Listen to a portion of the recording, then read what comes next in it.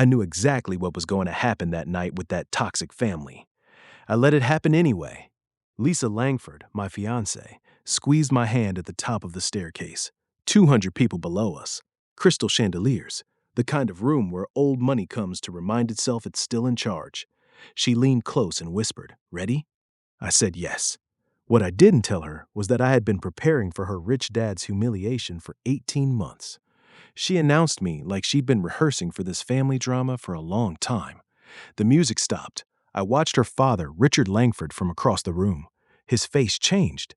Not slowly, all at once, like a mask being ripped off a man who had never once been told no. He came through that crowd like a storm. Guests stepped back. Nobody wanted to be in his path. He circled me, slow, deliberate, and looked me up and down like something he'd already decided wasn't worth his time.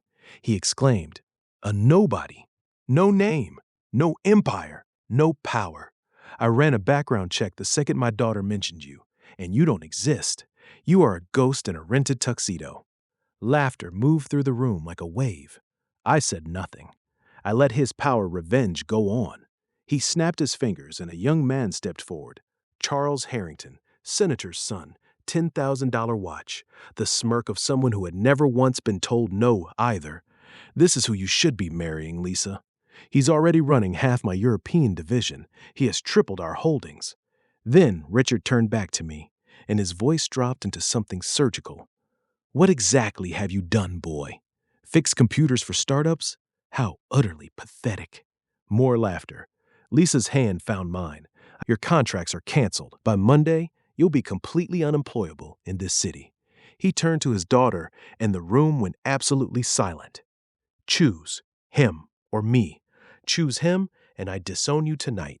No trust fund, no shares, no inheritance. You walk out of this family with nothing." 200 people held their breath as the inheritance drama unraveled. I looked at Lisa. I had never told her. Not once in 2 years. She had no idea who I really was, what I really owned, what was really sitting in her father's quarterly reports with my name nowhere on the surface. She didn't know any of it, and she looked at her father, the man who had given her everything and was now threatening to take it all back. And then she looked at me, just me. Her voice trembled. Then it didn't. "I choose him. I have always chosen him. My girlfriend chose me over Rich Dad. That was the moment I had been waiting for. That was why I had done all this." Richard's face went the color of a storm. He yelled, "Security! Remove this man from my property. Now!" 2 guards stepped forward. I reached into my jacket. "I wouldn't do that if I were you, Mr. Langford." I kept my voice quiet. Not calm exactly, just quiet in the way certain things are quiet right before they detonate. I pulled out a single black card, no name, no title, just a silver H embossed at the center. I placed it directly into his hand. "You should have run a deeper check." He looked down at it. I watched his face change as I went from poor to rich. The truth is, I secretly bought my father-in-law's company. My name is Matthew Hale. Hale Dynamics is not a consulting firm. It is the holding company that has been quietly acquiring Langford Enterprises for the last 18 months. 6 shell corporations, 62% of your stock. I let my wealth reveal land. You have been sending me quarterly reports for a year and a half without ever knowing my name. I owned his company the whole time we planned to get married. The room didn't make a sound, not a glass, not a breath. I checked my watch. At 9 o'clock tonight, the board voted. I am the new executive chairman of Langford Enterprises. That was 11 minutes ago. I looked at Charles Harrington. He had stopped smirking. "You're fired." Then I turned back to Richard, the man who made public humiliation of me, who had spent 60 years building an empire and never once considered that someone might be building something else, entirely, quietly, patiently, right underneath him. I said to him, "You publicly humiliated me. You tried to destroy my life. You threatened to take your own daughter from herself, to use her love as a weapon. And while you were playing king, I already owned the throne. One more payback, for the room, effective immediately.